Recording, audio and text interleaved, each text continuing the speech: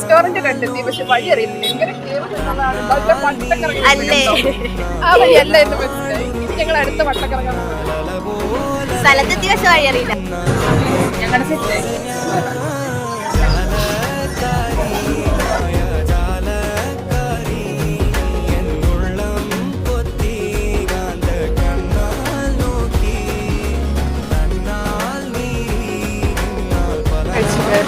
അൽഫാമാണ്.